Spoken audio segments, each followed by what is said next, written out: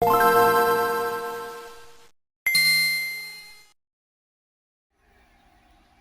going on YouTube? This is God's Own DJ, aka God in the Wax, bringing you another video. So this time we're looking at the DJM S11 mixer here. So Pioneer DJ just released a new firmware update for this mixer. We were on version 1.03 for the longest time, and now we have version 1.04, which brings some new feature updates to the mixer that are pretty cool, and I want to go over real quick and just get my thoughts on them. So basically, if you look on the website here, it says the version 1.04 update added mono split and Q fader reverse functions, and then dual deck mode for deck 3 and 4 can be turned off and on by holding the shift and back buttons at the same time. Touch effects preset values are now saved through power cycles, and then minor issues have been fixed. So I don't know what the minor issues are that have been fixed, but one thing I will say is this mixer has a feature called auto BPM by holding shift and tap, or tap and shift and tap, and that's that blinking light that you see right there. So basically what it was working before on the version 1.03 is that if you played a analog vinyl on your turntable or whatever, and I would assume this would work with CDJs as well, but any source not DVS, the mixer will pick up the BPM and it will display it there, and then you could trigger your effects, so like your echo outs or your echoes, which need the proper BPM for them to trigger properly when playing with the song. It will pull the BPM sometimes, and you could trigger the effect and you'd be off to the races. But now it seems to not be working at all. I tried it with this Curtis Mayfield record and also a Tribe Called Quest record. And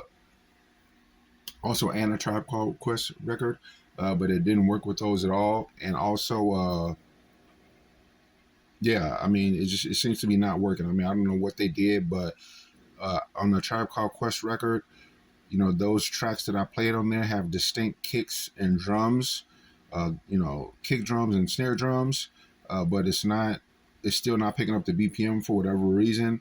And then, like I said, also on this Curtis Mayfield record, which a few of the tracks also have distinct beats that you can hear very clearly, the record or the mixer's not picking up the BPM very well. Now I know they can do this. I don't know what the issue is, or if they removed it on purpose, or what happened here. But I have a app on my phone that listens through the phone mic for BPM values and playing songs, and it's pretty accurate. I can play a DVS record, and whatever the Serato tells me the BPM is, or DVS track, and whatever the Serato tells me the BPM is, listening to it through this app, it will definitely bring up that same BPM. So I know that Pioneer, or the technology exists for them to have this mixer show the correct BPM value for analog or anything other than DVS sources. They should be able to show the BPM value correctly. But for whatever reason, they haven't been able to do it. Hopefully they get it fixed in maybe the next firmware update. But yeah, that's pretty much it for that. And then if you click on the hamburger symbol, which is on the screen here, which is in the bottom right hand corner of the screen, those three vertical lines, that's called a hamburger symbol. You see they added a headphone icon. So if I press on that, in this menu, you'll see mono split and Q fader reverse.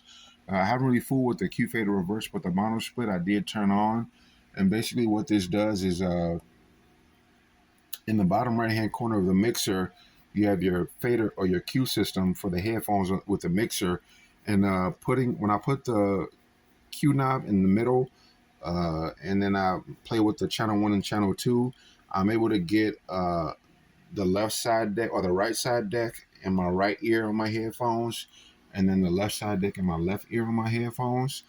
That's pretty cool. It makes it a lot easier to beat match because you have one track playing in one ear and the other track playing in the other ear, and it's just a lot easier to match up the tracks and get the BPM value the same when you're beat matching by ear, or even when you're using DVS where it's a lot easier.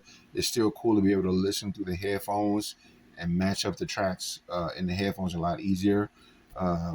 And then so that's definitely a welcome feature. This mixer should have come with split Q by default, but it didn't. But it's nice that they can add it in a future firmware update like they did just recently, and it was pretty easy to add. It looks like they just put a new symbol there, and then you can access it through the Serato or the DJM S11 screen. So that's pretty dope.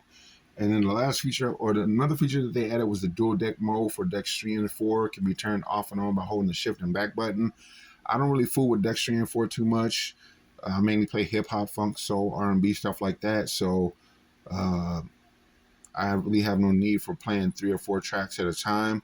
But if you're a house music DJ or maybe some other genres you might play, or something like that would be feasible or possible, or necessary, that's probably going to be a welcome feature to those type of DJs who play those genres. But for me, it's not a moot point. And then the last one is the touch effects. Values are now saved through power cycles. So touch effects is also accessed through the menu here.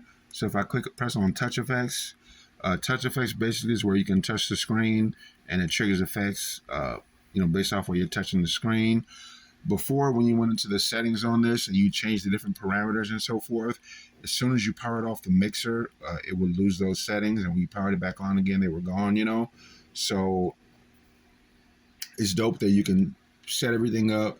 I haven't done it yet, but it's dope that you can set everything up, and then when you turn the mixer off and back on again, it'll still keep those settings. I wish they would do that for the beat effects.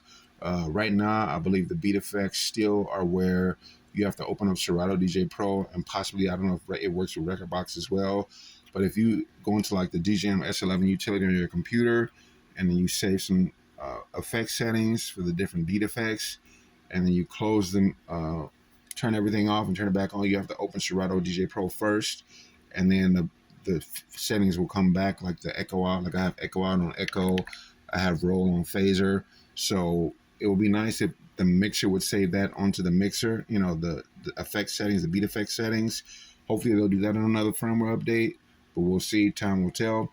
Anyway, that's it for the video. Thanks for watching. This is definitely a dope firmware update. I highly recommend you copy it if you have an S11. Have a good one. Later.